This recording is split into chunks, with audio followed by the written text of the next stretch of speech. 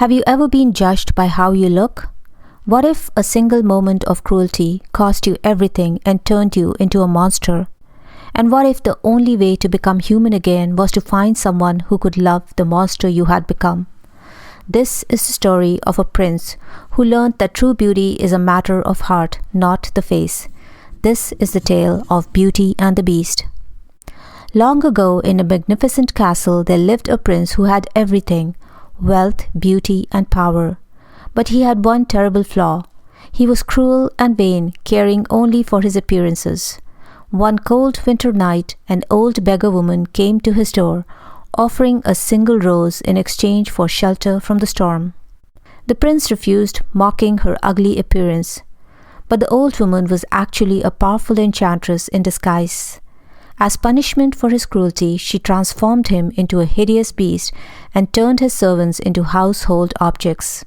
She warned him he must learn to love another and earn their love in return before time runs out, or he would remain a beast forever.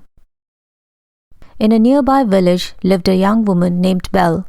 She was beautiful, yes, but that's not what made her special. Belle loved to read and dream of adventure beyond her small town.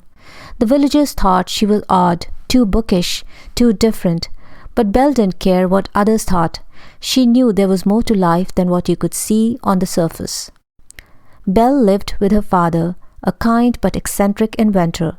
While others saw him as a fool, Belle saw him as brilliant mind and loving heart.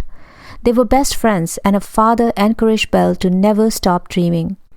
Little did they know their lives were about to change forever.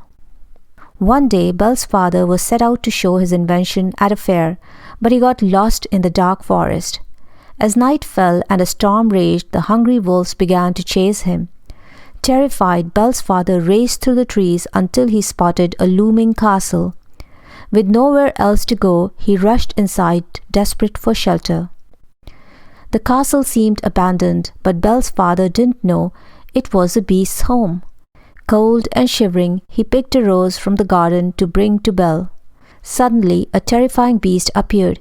"You dare steal my rose?" he roared. "You'll pay for this with your life." Before Belle's father could explain, the beast threw him into a dungeon. When Belle's father's horse returned without him, Belle knew something terrible had happened. Brave and determined, she set out into the forest to find her father.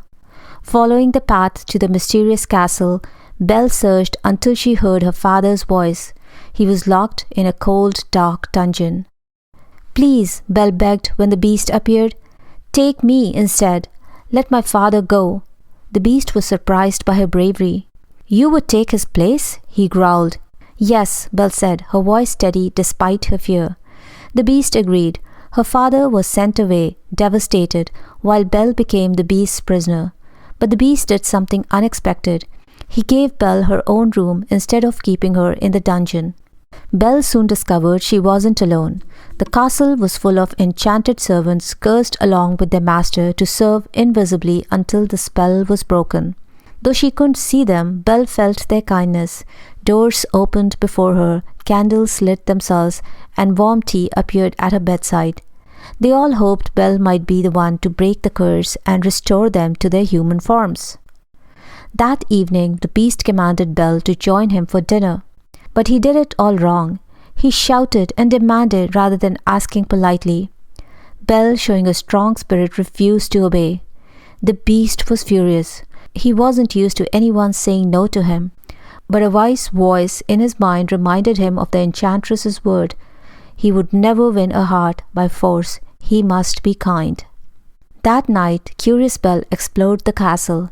She was told never to enter the highest tower, but curiosity got the better of her. There she found a destroyed room, and under glass the enchanted rose, wilting as the curse grew stronger. Suddenly the beast appeared, furious that she disobeyed. Terrified by his rage, Belle ran from the castle into the dark forest. In the forest, Belle was attacked by the same wolf pack that had chased her father. She fought bravely, but there were too many. But when all seemed lost, the beast burst through the trees and fought off the wolves, saving Belle's life.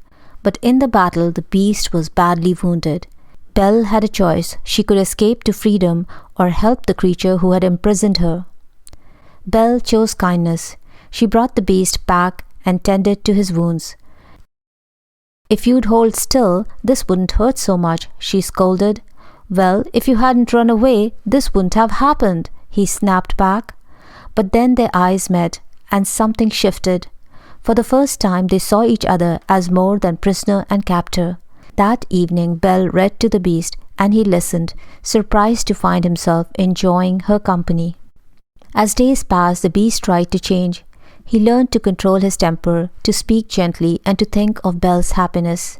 When he gave her his vast library, Belle's eyes lit up with pure joy. He'd given her the greatest gift imaginable. They spent time together, talking, laughing, and slowly friendship blossomed. The beast was learning what it meant to truly care for someone else. One evening, as they watched the stars together, the beast realized something wonderful and terrifying. He had fallen in love with Belle. But would she ever love him back? Could she see past his monstrous appearance to the person he'd become inside? The servants watched with hope. The enchantment was weakening. Time was running out. But Belle grew sad. She missed her father terribly. The beast showed her an enchanted mirror that could reveal distant places. But Belle saw her father sick and lost in the forest, desperately searching for her.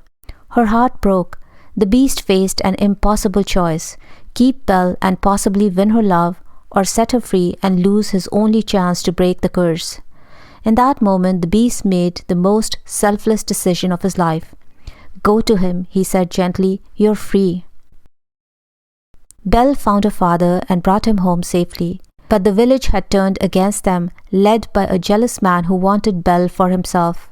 He declared Belle's father mad for speaking of the beast. When Belle showed them the beast in the enchanted mirror, trying to prove her father's sanity, she spoke of the beast with such tenderness that she suddenly realized the truth. She loved him, but the villagers saw only a monster, and they set out to destroy him. The mob stormed the castle to kill the beast. The enchanted servants fought back, defending their home. But the beast, heartbroken that Belle had left, had given up. He stood on the balcony, welcoming his fate. When his attacker struck, the beast didn't fight back. What was the point without Belle? But then he heard a voice he thought he'd never hear again. No, Belle had returned. Hearing Belle's voice gave Beast new hope. He fought back and won, but at a terrible cost. He was mortally wounded. Belle rushed to him as he collapsed.